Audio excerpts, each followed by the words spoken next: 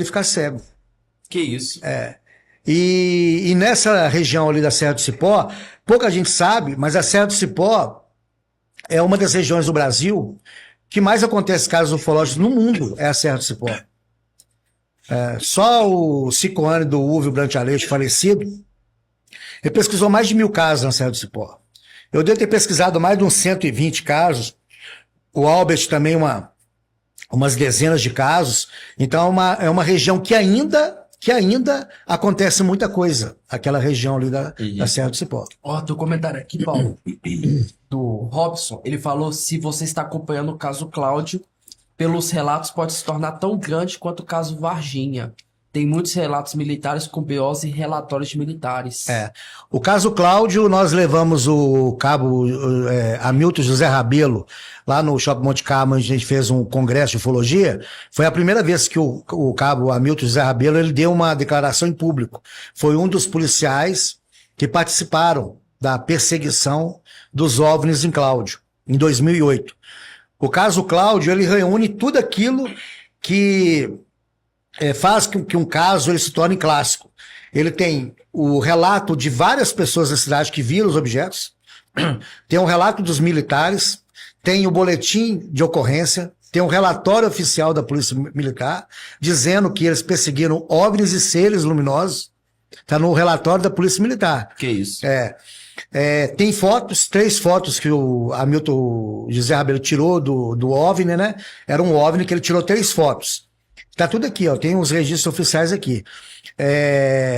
Então, fora tudo que aconteceu em Cláudio. Quando o objeto passou por cima da cidade de Cláudio, perto do bairro, se não me engano, onde tem a igreja matriz, as luzes dos postes foram estourando, foram apagando. Caramba, que isso? Foi provocando um blackout, ou seja, uma forte intensidade eletromagnética, né? Muito comum em casos assim de aproximações de OVNIs. Esse caso aconteceu em 2008, em novembro de 2008, 19 de novembro de 2008, foi 19 e 20, que consta no relatório. No dia 19, 4 militares perseguiram um OVNI e tiraram 3 fotos. E no dia 20, mais 3, acho que se não me engano, 3 militares, inclusive o comandante da corporação, eles viram um OVNI pousado e 2 seres luminosos, que eles tentaram fotografar, mas não saíram nas fotos. Eles viam os seres a olho nu, mas quando eles iam tentar fotografar, não saía nada na câmera. Um dos policiais tentou pegar a arma, né? Acho que o Hamilton fala um fuzil, ele não conseguiu sacar, ele ficou, a mão parece que pesou, e tem uma probabilidade. O que aconteceu? No dia 19, só para resumir o caso Cláudio, esses 4 militares foram numa Pajero da Mitsubishi, né, da Polícia Militar, na área rural. Eles praticamente perseguiram esse objeto voador não identificado. Da saída da cidade de Cláudio até o retorno, daria mais ou menos 40 minutos na concepção dos militares. Só que passou 2 horas. Então eles tiveram um lapso de tempo de mais de 1h20 por aí, que eles não se recordam de nada. E todos eles tiveram muita sede, que é um dos sintomas muito comum em casos de abdução. Pessoas que são abduzidas, elas voltam dizendo que estavam com muita sede. Então tem vários casos na literatura ufológica que pessoas que relatam, né, que foram sequestradas e voltaram, o primeiro sintoma é a sede. Elas voltam com muita sede. Então, assim, é um caso que tem muitas nuances. Realmente, dentro da ufologia nacional, tirando a Operação Prato, que ocorreu no Pará, é um dos casos mais importantes que nós temos na ufologia nacional, é o caso que aconteceu em Cláudio, em 2008. Por tudo o que aconteceu. E o mais interessante, o Hamilton Rabelo, que tirou as 3 fotos do objeto, no outro dia, não sei se foi no mesmo dia ou no outro dia, ele recebeu na casa dele a visita de 3, não sei se tenentes da Força Aérea Brasileira, da FAB, né? Junto com o comandante da corporação, para confiscar o chip da máquina dele, que ele tirou a foto do objeto. É isso. E aí os tenentes da Força Aérea Brasileira viraram para ele e falaram o seguinte: olha, o que você viu é um fenômeno natural. É queima de gases na atmosfera, nada mais do que isso. Pegou o chip da máquina, disse que ia devolver para ele, só queria fazer, e apagou tudo que tinha no chip. A sorte do Hamilton é que quando ele chegou em casa do serviço, ele foi no computador e descarregou as fotos.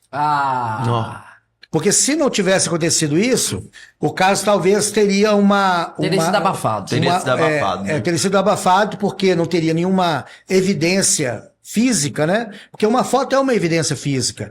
E ainda mais vindo de militares, de policiais, que não era só um, eram 4. E tem o relatório, tem tudo. Tem um relatório, inclusive esse relatório saiu no livro Os Invasores, as 4 páginas, saiu na revista Alvin em Pesquisa, edição número 4. Quem quiser ver esses relatórios é só entrar no site da revista e tem lá a palestra que o Hamilton deu pra gente aqui no nosso congresso, que tá lá no canal da Alvin em Pesquisa também. Ó, tem um comentário aqui do Robson. Ele diz que a nossa empresa está atendendo um cliente lá da cidade de Cláudio. Conheci o Lauro Miguel, que está produzindo documentários sobre os relatos do caso Cláudio. Serra do Ouro fala. Depois desse contato que tive com o pessoal lá de Cláudio, comecei a fazer os avistamentos dos OVNIs aqui de casa. Tenho vários registros. Ô, Robson, depois Que conta pra isso, gente. Robson, ó. Cara, inclusive eu tava até guardando essa experiência, né, pra contar. Não sei se você lembra, Manuel. Não sei se você lembra. Vou Talvez contar você aqui. conta, não lembro. Vai, fala. Porque, cara, esse negócio de OVNI e tal, cara, eu teve uma noite, após o podcast, que eu cheguei lá no apartamento onde eu resido, e eu olhei pela janela da cozinha, cara, e eu vi 2 objetos, muito longe, mas eram pequenos, e eles estavam se movimentando de forma, cara, que pareciam que... sei lá, que estivesse entrando em combate. Você lembra disso, Emanuel? Eu lembro desse episódio. Eu até te chamei e tal, que eu Sim. achei muito interessante, Tem cara. quanto tempo? Ah, cara, deve ter uns 6 meses, cara. O problema hoje é os drones, né? Os drones, Mas não parecia drone, cara. O jeito de se movimentar, porque a gente tem drone, e o jeito de movimentar não era uma movimentação de drone, parecia algo muito orgânico. Se eu fosse dizer, tipo assim, na minha compreensão, falaria que, tipo assim, não, tá rolando uma batalha espiritual ali, uns anjos ali. Foi até o que eu comentei com o Emanuel, né? Mas eu fiquei refletindo a respeito se poderia ser alguma aparição de OVNI, né, Emanuel? Não, lógico, Mas como meu celular não dava um zoom que trazia nitidez na imagem, eu até peguei o celular, dei zoom. Então, o pessoal tem uma falsa ilusão, igual eu vejo muito as críticas assim. Hoje nós vivemos na era dos celulares, dos iPhones, por que ninguém tira uma foto nítida de um objeto, né? Vai lá tirar a foto da Lua e me mostra. Você tem que ter uma câmera muito cabulosa, cara. Ninguém consegue tirar foto da Lua, tá ali, ó, bonita no céu. Você pode pegar a não ser que o cara põe o telefone no tripé, bonitinho, vai lá, puxa, não sei o quê. Agora, um fenômeno que é efêmero, que às vezes acontece ali rápido, né? Que a pessoa tá ali, aparece aquele objeto, até a pessoa ir ali, tirar uma foto, é complicado, não é tão simples assim. E às vezes a foto sai ali só uma luz, e aquilo ali, entre aspas, para a ciência não é nada. Aquela fotos de discos voadores, para a ciência, ela não tem peso algum. O que nós temos realmente de validade do fenômeno, que é um conjunto, são os relatos, a documentação oficial, né? A documentação oficial e tudo aquilo que se reveste do fenômeno que vem das esferas governamentais. É isso que nós nos apegamos ao fenômeno OVNI. Porque se fosse um fenômeno fantasioso, uma coisa que realmente não existisse, a NASA não iria destacar 17 cientistas para estudar 800 relatórios que eles chamam de UAPs, né? Eles não querem usar a terminologia OVNI. Aí eles mudaram para UAPs, que seriam fenômenos anômalos luminosos. Tipo assim, para desassociar da coisa do objeto voador. Eles querem, em vez de objeto, um fenômeno. Então, quer dizer, se fosse um fenômeno fantasioso, que é delírio coletivo, as Forças Armadas não teriam departamentos específicos para fazer pesquisa. né? Esses objetos eles são detectados em radares, eles são fotografados, eles são filmados. Então, assim, eu entendo o ceticismo de muitas pessoas com relação ao fenômeno OVNI, mas ele é real. Mas o Paulo está falando que o fenômeno é real. Eu posso não ter certeza da origem. Se ele é alienígena, se ele é multidimensional, mas ele é real, ele acontece. Basta você ir aqui na Serra do Cipó, qualquer comunidade, você vai conversar com pessoas que passaram experiências.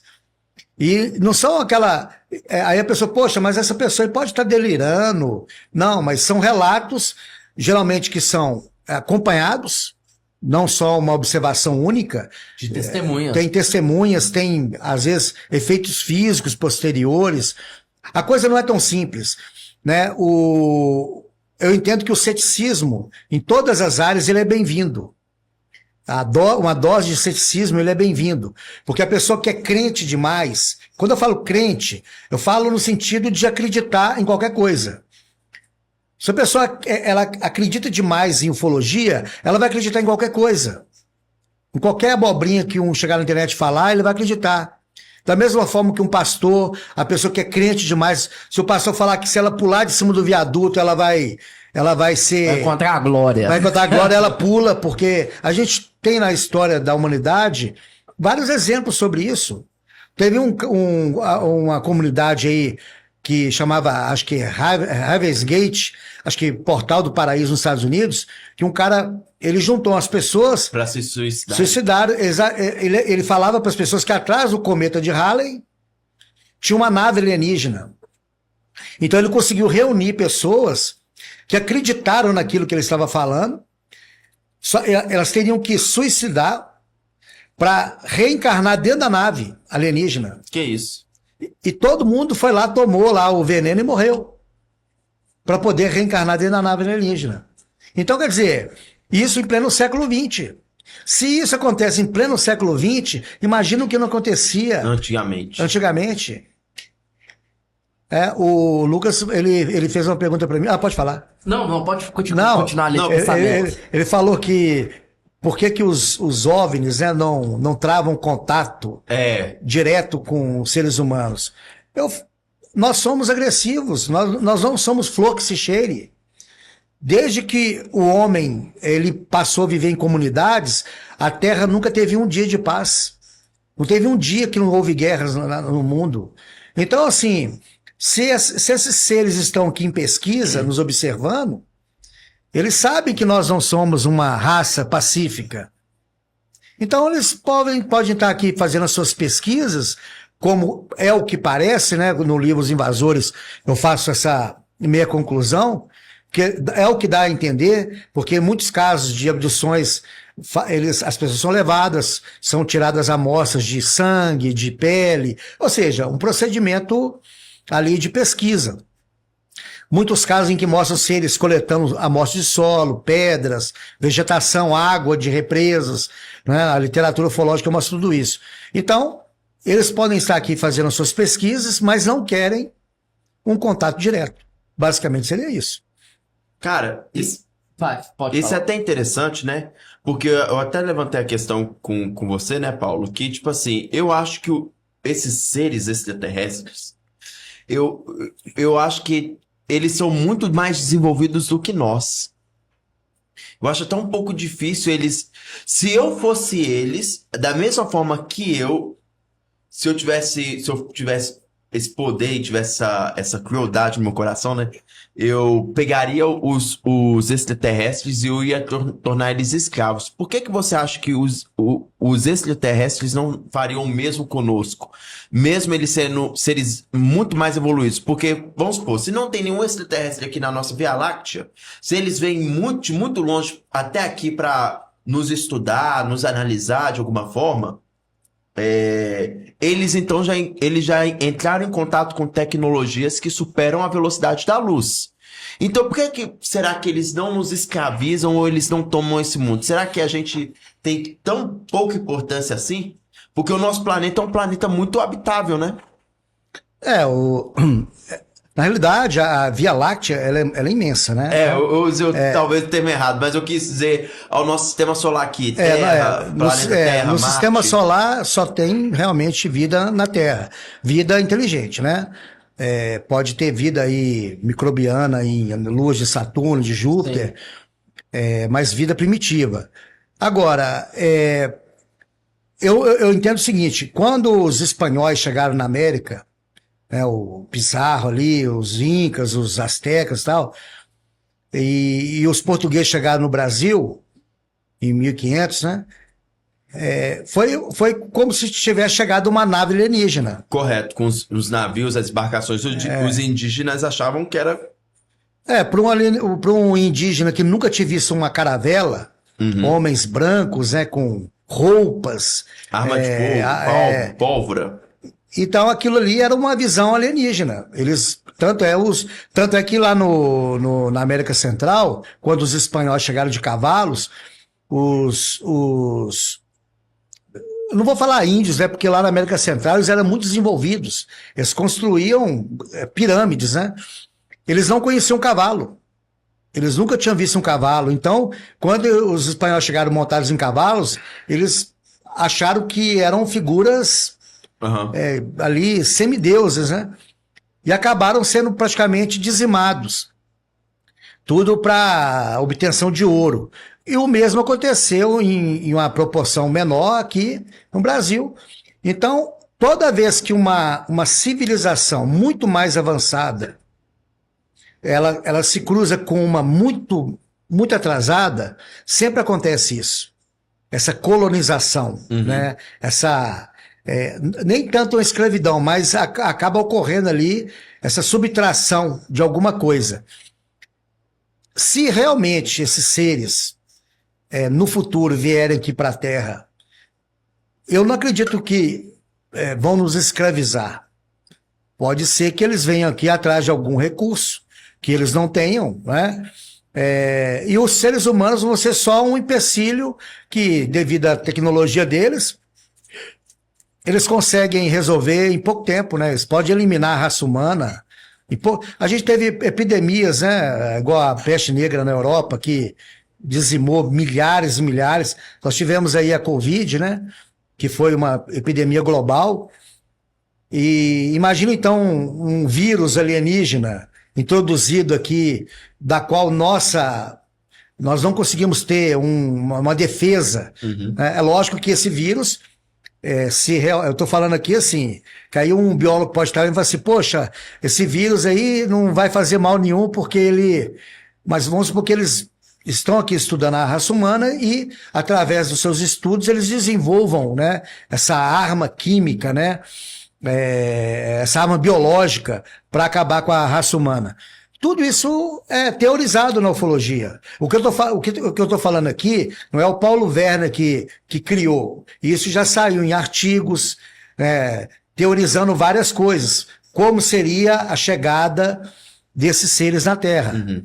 Tudo isso que você está falando já foi teorizado, né? Mas eu prefiro acreditar que esse contato nunca vai acontecer. Por causa do ser humano mesmo. Não, eu acho que não há interesse deles. Eu acho que não há que interesse a gente não é deles. desenvolvido, né, a ponto de... Não, assim... chamar atenção. O pessoal fala, poxa, mas a Terra aqui tem muitos recursos naturais. Nós não sabemos como é o planeta deles.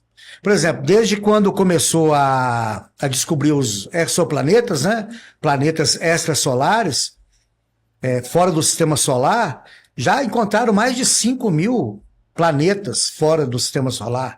Isso com a nossa tecnologia atual. Daqui a 100 anos, esses 5.000 vão virar 200.000, 300.000 planetas.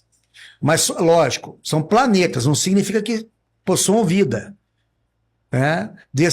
E agora, dentro do universo, são bilhões de planetas, bilhões, que dentro da equação de Frank Drake, né, ele faz lá uma equação no qual ele teoriza que pode existir no universo bilhões de civilizações que possam ter chegado no grau evolutivo que possa permitir viagens no universo, porém, até hoje, esses seres ou não chegaram até aqui, ou chegaram até aqui, mas não tiveram interesse de fazer um contato aberto. Entendeu? Sensacional. Tem uma